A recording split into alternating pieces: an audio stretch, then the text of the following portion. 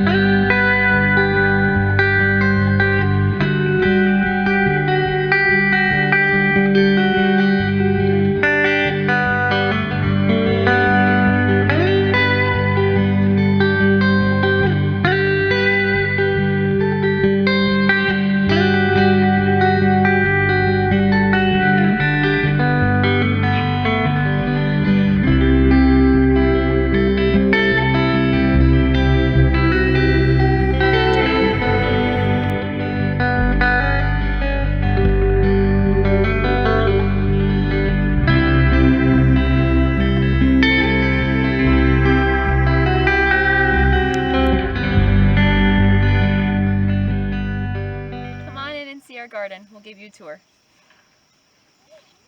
Here you'll see our leeks. We have just a few. First time doing that this year, but we've gotten a couple. Our onions have been doing really well. We have yellow, then a red, and then a purple variety. We've been grabbing them as we need them right now. The yellow we're hoping to have for fall and winter storage, and the reds and purples we're going to be eating more of just right now. Right here we have carrots. We had radishes mixed in with them at the beginning of the season, and then as the radishes finished out, the goal was to plant them together so that the radishes would take space in between the carrots and you wouldn't have to thin them. And for the most part it's working okay. We've been getting some bigger carrots out of it that the kids have been enjoying. Down here we have a new batch of lettuce that we've planted, a second or third crop of radishes, and then new peas are starting, and we're going to have to fence them up pretty soon. It was our goal for us to have lots of peppers, so we have peppers planted right here below me and then back here as well, but we haven't had very good luck with them so far. They're starting to blossom, so maybe we'll get some, but I don't know for sure. This jungle here is our tomatoes, green beans. Our potato patch is here in this straw and hay. Following in the next row over is cucumbers right there. Then we have cabbages all through here for sauerkraut, sunflowers, corn, and underneath the corn is green beans, and they have been growing really nicely together. We have pumpkins right here, zucchini right here, and there's some dill. Down at the end of the garden there's lettuce down in here, broccoli and cauliflower here, and then these are more green beans.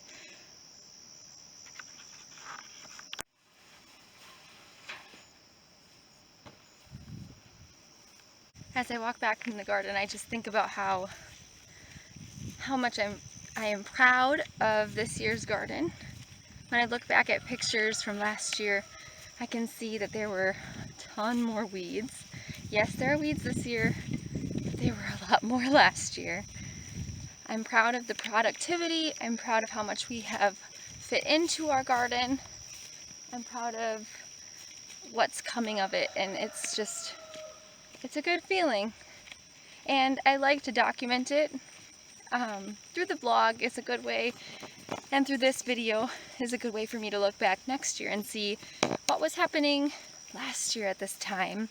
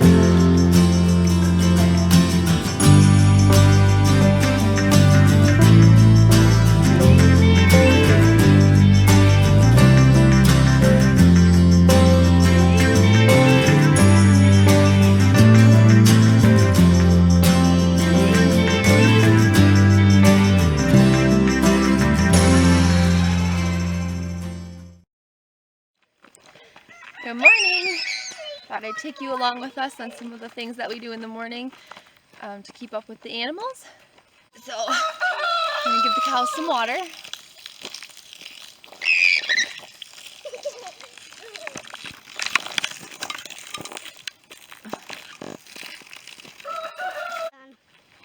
Come on, girl. Come on, girl.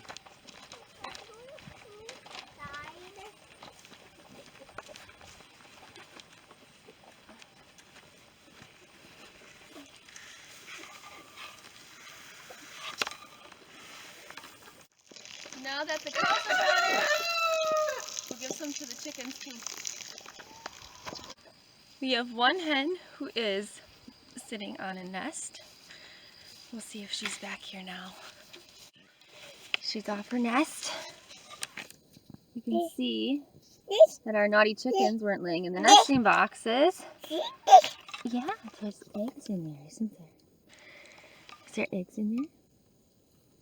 So they weren't laying in the nesting boxes, and we have about a dozen eggs that this hen is sitting on. So we'll see what happens with those.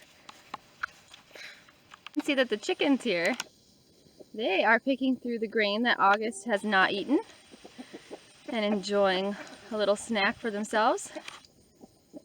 And then if we look back here, I have August, and the two calves are back, and you probably can't see it on the camera, but there is a little fence that goes around them, and that's preventing them from getting in by each other. The fence is electric, so they cannot get in by each other. The calves have gotten shocked now, so they know that it's electric. Eventually it'll be like our normal fence where we can unplug it during the day, and they don't even notice that it's unplugged. They don't push the boundaries at all. So this morning I put up a little fence around a little area for the calves so we can separate them. The way that we've been separating them is just by having them go into the barn. And now that they're bigger, we don't have a concrete slab. It's just getting to be where it's not really working very well. So we're just building a little fence right now. This is Dave the rooster behind me. He's not always super friendly, so I'm gonna just watch him a little. Anyway, I'm getting the calves some water. We have them in their other fence. This is their first time being in it. We have the wires hot, so we'll see how it goes.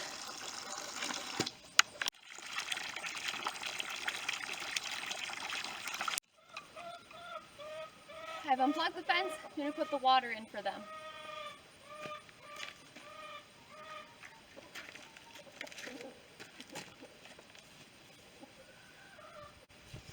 I'll also give them some hay and some grain.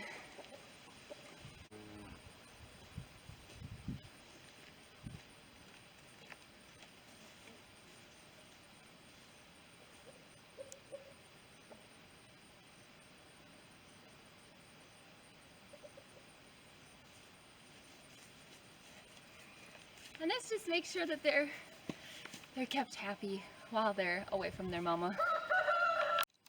Turn the fence back on. And babies are content. They have water, hay, grain. All they don't have is their mama, but they can see her now, and that should make this transition hopefully a little easier for them. So you might be wondering why we have to separate the calves from the cow at all. On a normal dairy, most of the time, the cow is bred so that she has a calf only because they want the milk from the cow, because the milk is used to make a living.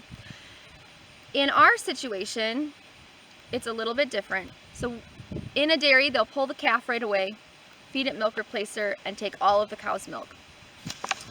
Some people on a homestead do that as well, whatever works best for you. For us, we've decided that we want it to calf share, which basically means that we are sharing our milk with the calf, or the calf is sharing her milk with us.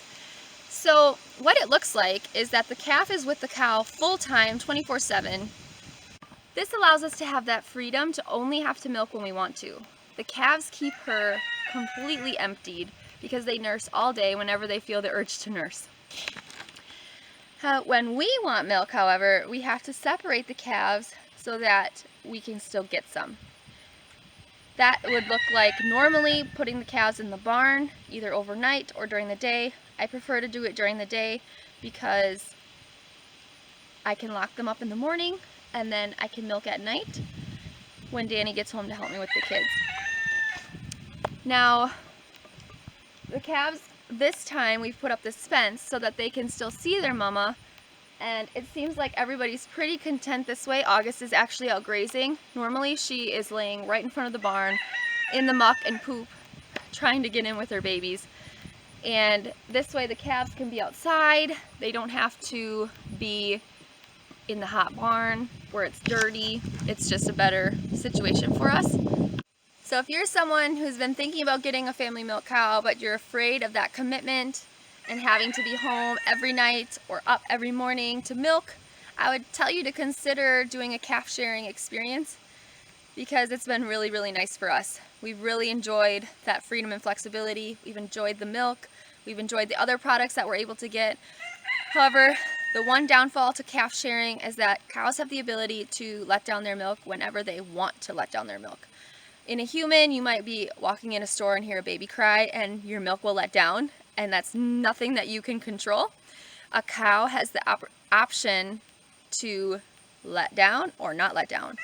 And sometimes when we go to milk at night, she's saying, "No way, I want this milk all to go to my babies. You are not getting any of it."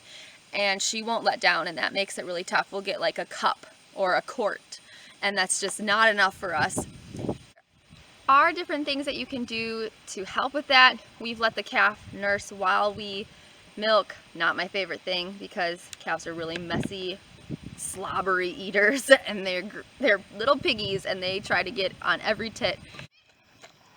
Another thing that you can do is just to allow the cow to see the calf, and that's what we're going to do tonight. We're going to allow them to see her while we milk, and I'll take you along for that milking process as well. So I'm getting ready to go milk. It's the afternoon now.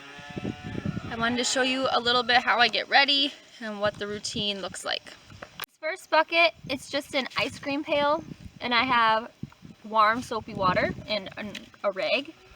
This is my milk bucket, which I put a cheesecloth over just to prevent as much dirt from getting into the milk as possible. And here's the grain. Alright, the first thing that we do is we give August her grain.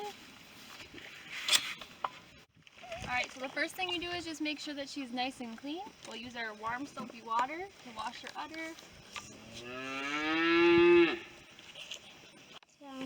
The next step is to just strip some of the first bit of milk out of the teat, just to make sure that there's no dirt or anything trapped in there. Keeping her still. We just milk until she feels about empty. That's as much as she'll give us.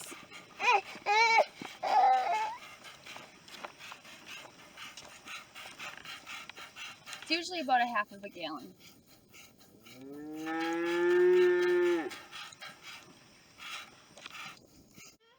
Now that we're done milking, we'll give the calves back to their mama, and you'll get to see their happy reunion.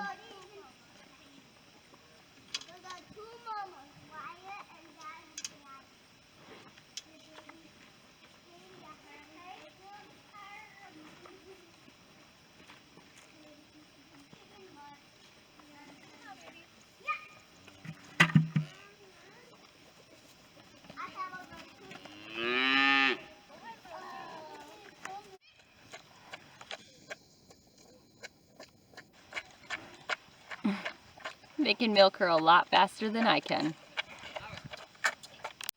This is just a glimpse into what our day looks like here on our little homestead. I hope that you have a great day. Thanks for coming along.